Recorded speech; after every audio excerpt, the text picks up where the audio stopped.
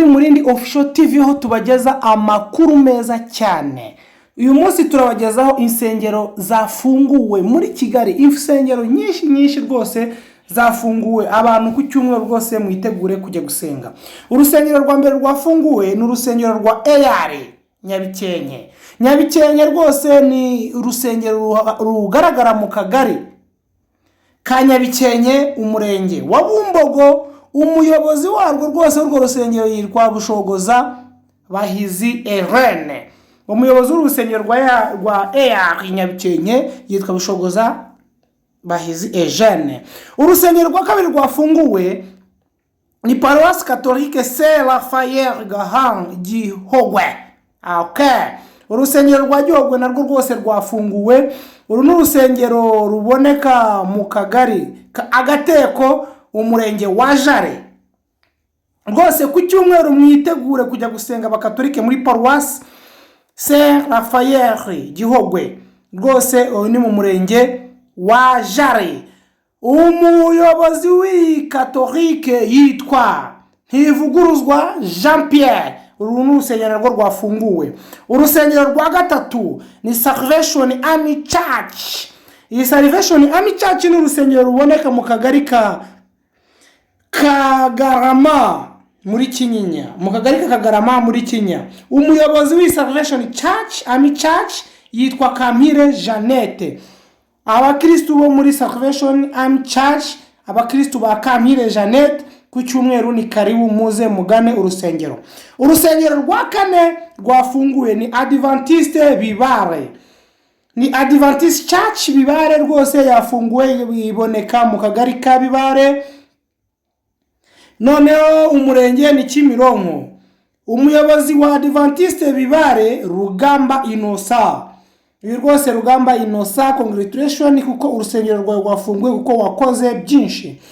Muri izi nsengero rero hafunguwe insengero nyinshi za ADPR. ADPR, urusengero rwa gatanu rwafunguwe muri ADPR ni urusengero rwa Kimisagara. Akagari ka Kimisagara, umurenge wa Kimisagara. Pasteur urwo rusengero yitwa Habamuzuri Jeanne Pomsene. Habamuzuri Jeanne Pomsene, uru rusengero rwa gatanu rwose rwafunguye. Natangiye mbabwira ko ADPR ni insengero nyinshi ziganje muzo bafunguye hano muri Kigali. Urusengero rwa gatandatu narwo ni ADPR Mumena. Iyi ADPR Mumena iherereye mu murenge wa Mumena, akagari cyangwa umudugudu wa Akanyana.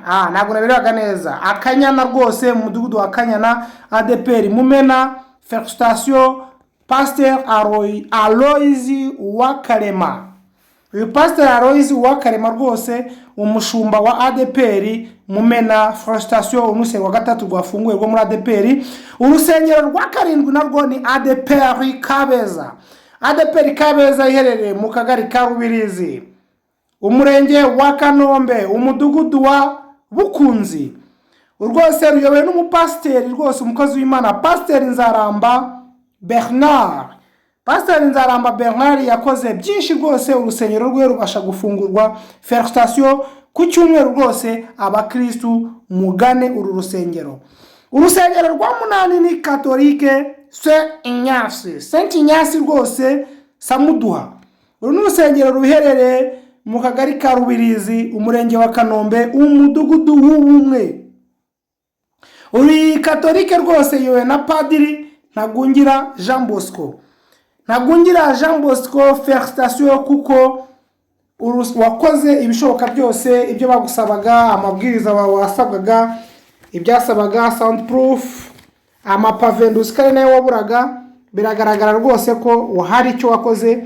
Tukaba dusaba n'izindi nsengero rwose ko mwakwihangana mugakora ibibura rwose, amapave mukayasoza.